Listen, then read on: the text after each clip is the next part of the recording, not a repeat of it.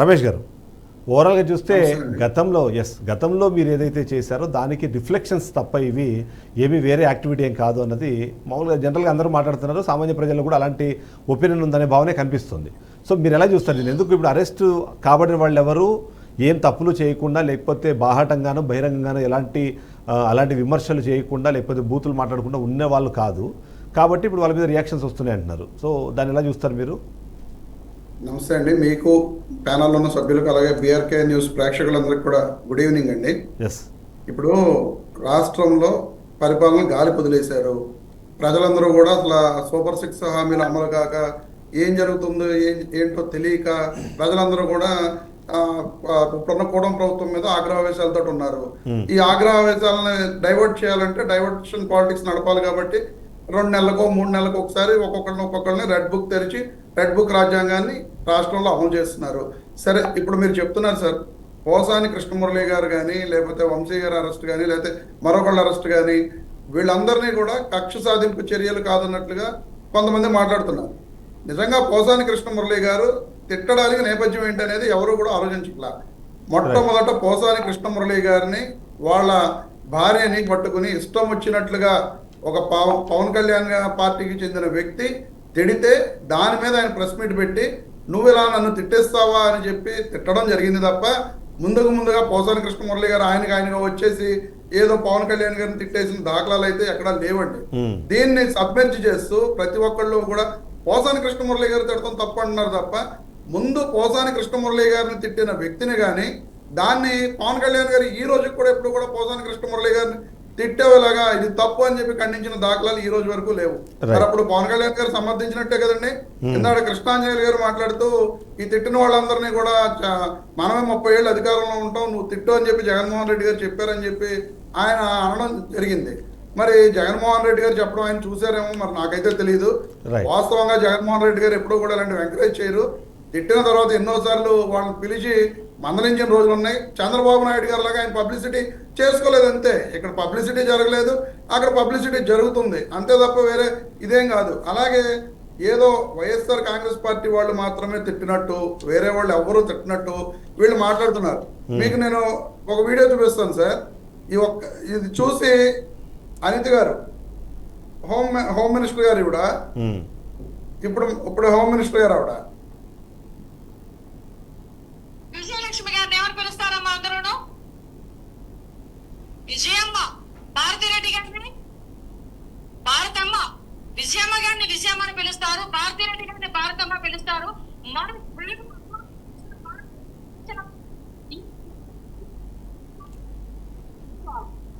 విన్నారు sir? Right. ఇప్పుడు వంగలపూడి అనిత గారు మరి కరెక్ట్ మాట్లాడారు, తప్పు మాట్లాడారు sir? Right. So YSR Congress పార్టీకి లేనిది తెలుగుదేశం పార్టీకి ఉన్నది ఏంటంటే మీడియా ప్రచారం అండి.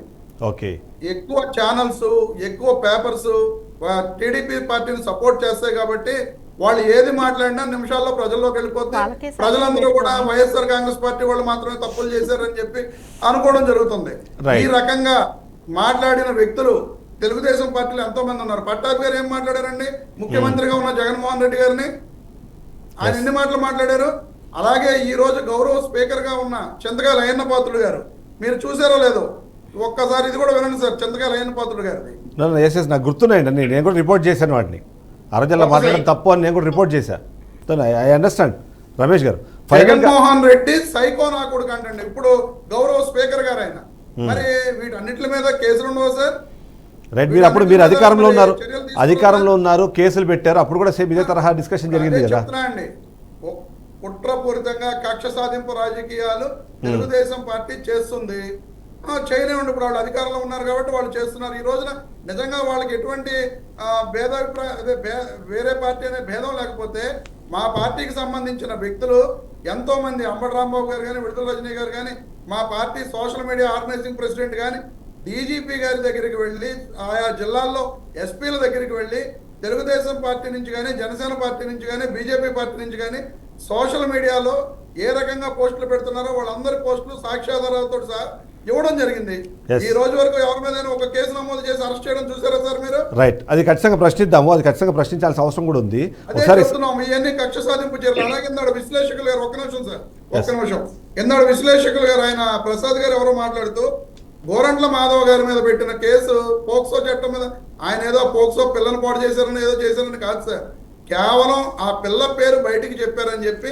అదేనండి నేను ఇందాక చెప్పింది కూడా, ఆ పేరు బయటికి చెప్పినా ఫోటో బయట పెట్టినా పేరు బయటికి చెప్పినా ఫోటో పెట్టినా అది పోక్సో చట్టం కింద శిక్షార్హం. అదే నేను చెప్పింది. ఆయన ఏదో వెళ్ళి ఆ పిల్లని ఏదో చేశారని చెప్పలా.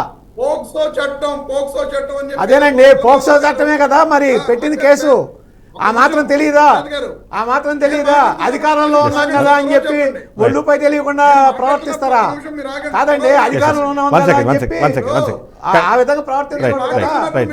ఒక్క నిమిషం చెప్పండి. తర్వాత మీరు సమాధానం చెప్పండి. Conclude చేయండి. మీరు మాట్లాడుతున్నంత సేపు నేను విన్నాను. అదేదో పోక్సో చట్టం కేసులో ఆయన ఏదో ఇరికించేసినట్టు ఆయన మాట్లాడుతున్నారు. అలాగే రెడ్ బుక్ మొత్తం అంటే వైసీపీ వాళ్ళు మొత్తం అందరూ వచ్చేస్తారంట. మరి వైసీపీ వాళ్ళందరూ ఎందుకు వచ్చేస్తారో ఆయన సమాధానం చెప్పాలి. Right. ఇప్పుడు రెడ్ బుక్ రాజ్యాంగం రేపొద్దున అప్పుడు అమలు పరుస్తున్నారు. వాళ్ళకి మీరు సపోర్ట్, మీలాంటి విశ్లేషకులందరూ ఏదో వైఎస్ఆర్ కాంగ్రెస్ పార్టీ వాళ్ళు మాత్రమే తప్పు చేస్తున్నారు అన్నట్లుగా ప్రచారం చేస్తున్నారు. రేపొద్దున 5 ఏళ్ల తర్వాత మళ్ళీ వైఎస్ఆర్ కాంగ్రెస్ పార్టీ ప్రభుత్వం అధికారంలోకి వస్తుంది. అప్పుడు ఏ రాజ్యాంగం అమలు అవుతుంది అనేది కూడా చూద్దాం. రైట్ రమేష్ గారు ఒకసారి